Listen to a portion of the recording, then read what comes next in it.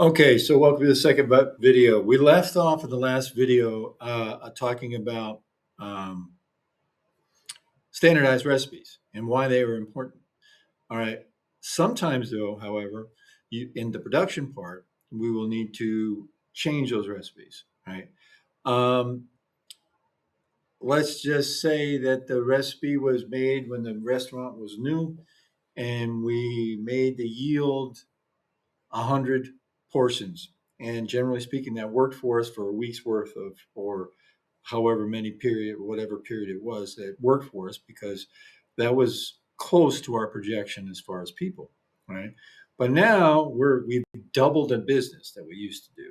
So we have to make more, all right? So what we're going to do is we're going to figure that out. We're going to figure out how do I make more with the same recipe, right?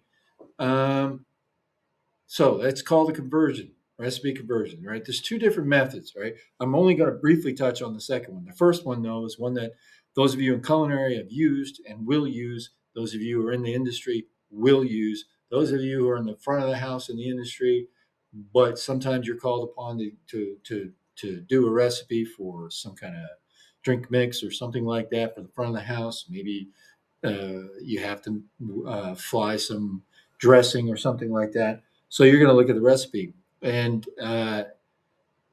if there's a recipe and it makes half of what you need, so you're going to make the full recipe and then do it again?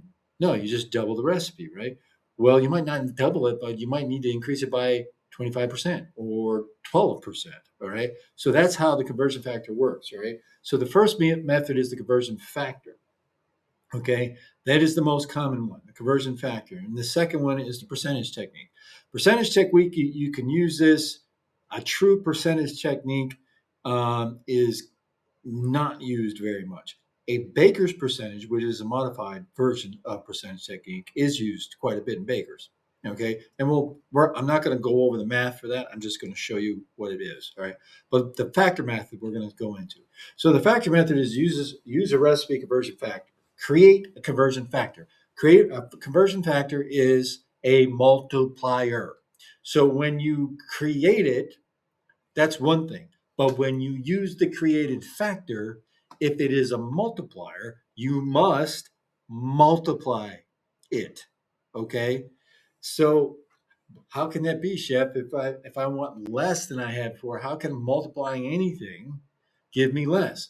Well, if it's a point, if it's less than one and you're multiplying by 0.75, I am getting less. Okay. So use your mind when you're thinking about this. If I want more, if I want to increase my conversion factor because it's a multiplier, must be greater than one. If I am trying to decrease my multiplier, conversion factor should be less than one. Okay.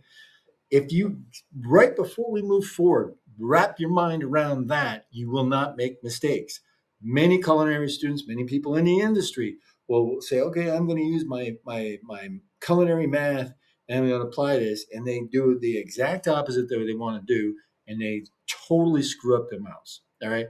So again, if you're increasing, your factor is greater than one, which means when you multiply that, you get more than your original. If it's decreasing, your conversion factor is less than one. If you multiply that, you get less than the original. All right. So I know I'm harping on this, but this will save a lot of time for you if you just wrap your mind around that. All right. So conversion factor. We have desired yield, current yield, and the conversion factor. So it's new divided by old. Desired yield is new divided by the old. If I'm increasing, right, the part divided by whole, the part is smaller than the new one, which would be the whole. If it's, uh, I'm starting to confuse myself here. Let's just stick where we are. All right, desired yield divided by current yield. So, for example, if I have 50 portion recipe, but I need it to be a 125 portion recipe, right? So many people just do things like they'll just double and double, double. All right. But when your increase is not anywhere near double, you're wasting. All right. So 124 125 portions. That's more than double, but it's not triple. All right.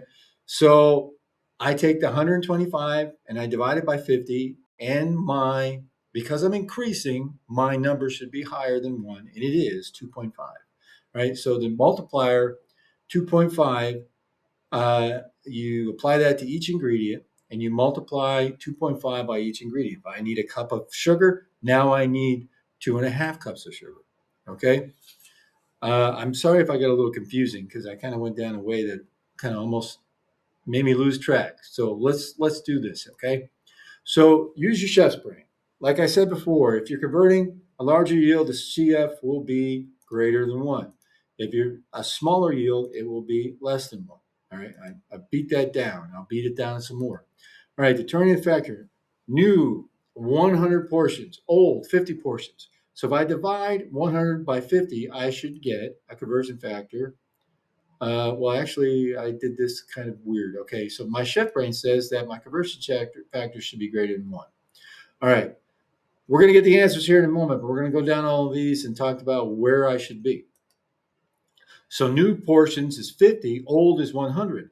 So I am decreasing. I'm doing less than normal. That's the recipe. So my conversion factor is going to be, chef brain says, less than 1. Okay. New is 12-ounce portions. Old is 10, 16-ounce portions. Oh, crap. Oh, crap. How am I going to do this? All right. First thing I have to do, chef brain tells you, is I have to figure out, is that thing in the way you can't see it? You have to convert the total yield first. Okay. So I need to know what the total yield is. Sometimes when you're increasing or decreasing the number of portions, but you're also playing around with this portion size, sometimes your conversion factor will be 1 because it will just be the same. Because even though you're increasing the number, you're not increasing the total yield of that ingredient because of the way you're playing around with stuff. So let's see what this slide says. So less than 144 divided by 160, because I figured out uh, I multiplied 12 times 12 ounce, and I multiplied 10 times 16 ounce to give me my total ounces. All right. So there we are. Okay. So let's do the math. Let's see. So the first one is I divided 100 by 50. That should give me 2. If I divide 50 by 100, that should give me 0.5. Now, this is where a lot of cooks and chefs uh, get too smart for themselves. They'll say, okay, I'm just doubling, right? Most of this math we can do in our head. If I'm doubling or halving, I know what half of an ounce of 4 ounces is. This 2 ounces. I know what double 4 ounces is. This is 4 ounces. But sometimes those solid numbers don't always work. We need more. We need something in between double and a half. All right. You know, and quite frankly, the most successful places apply this math all the time, even when it is like super, super specific. The recipe calls for 100 and I need 113. All right. Well, I'm going to round. No, don't round. Do it with that. Divide 100 by 113 and get your actual, or actually the other way around, get your actual conversion number and apply it. It works beautifully. You can rely on math and you're not sitting there trying to pull stuff out of what's double or what's a half or what's 3/4. You're not trying to pull that out of your hair. All right. Uh, okay. So moving forward. Okay. So this is what you would see here. This right up here. We're not going to do the math, but we have the original recipe, which has 12 hard cooked eggs, a third cup of mayonnaise, 2 tablespoons of mustard. And then we have one where we're applying a 4.17 uh, fructose or conversion factor. Now, how did we get that? I don't know, but we got it, right? So all you have to do if you have the conversion factor is just multiply it by all this. So 4.17 times 12 hard cooked eggs is going to give us whatever. This one here, we can look at this and see that's 24 portions.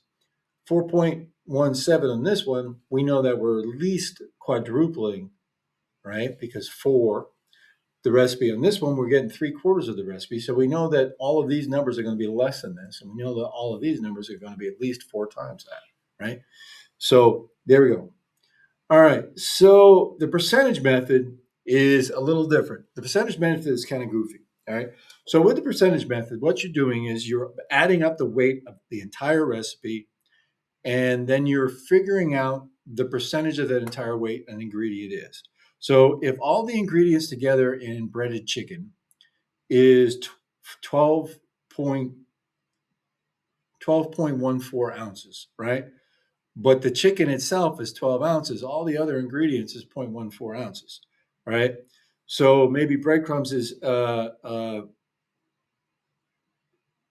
point or 1 ounce, say. Okay, so I can do the math to figure out how much that is. If I say, okay, um, I want to change this total weight. Let's say it's soup. I want to change uh, 5 pounds of soup to 20 pounds of soup. Then you can say that this ingredients was 5% of the original recipe. So 5% of 2 pounds is whatever that is, but now 5% of 5 pounds is going to be more. All right. Doesn't make a lot of sense for things like soup. Where it comes into play is the baker's percentage. The baker's percentage, instead of the total weight of the recipe, it is the total weight of the key ingredient. And the key ingredient in most baking is flour. So if the recipe calls for 5 pounds of flour and baking powder is only 1% of 5 pounds, I can, no matter how much flour I want to use, if I want to use 50 pounds of flour, I can apply that, because now 1% of 50 pounds is whatever. Okay. If you're going to be a baker, you're gonna do this a lot. If you're not going to be a baker, I don't recommend using the baker's percentage, just simply because if it's not a baked good, we have to figure out what the key ingredient is, and it's a little bit more difficult. All right. So let's see. How am I doing in time? What am I getting into? Okay. All right. So we're going to have a third video, and I will see you there. Oh, where am I?